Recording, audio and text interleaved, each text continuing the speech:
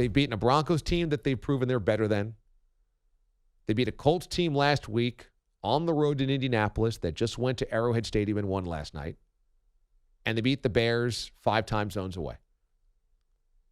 You know, there might not be 8 wins on the schedule for the Raiders, but frankly, I didn't even think they were going to be 3-2. When they dropped to 1-2 on the season after that loss to the Vikings in Minnesota, it just felt like another lost campaign. And at the very least, they're going to make things interesting. And Gruden has those guys believing and has those guys organized, and that's kind of the biggest challenge forever for the Raiders, that they've just been so disorganized and have so little identity and change on a whim. I mean, here's the one good thing about giving Jon Gruden a 10-year contract.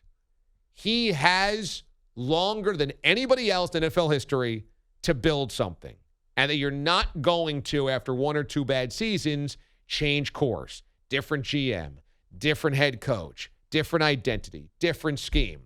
It's going to be Gruden's scheme, sink or swim, for the next decade. He's not leaving $10 million on the table. He might go to the front office eventually. He might remove himself and go GM, but it's still going to be his vision.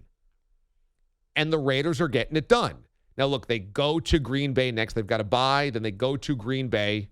Really tough. Then they go to Houston. Deshaun Watson's been playing amazing. Then they have the Lions. There's not a lot of gimmies coming up. So they might end up dropping the next 3 and fall to, 3-5 to first half of the season, and they're a 7-9 team. But look, frankly, the fact that they're 3-2 right now is enough of a win for me. Props to Gruden.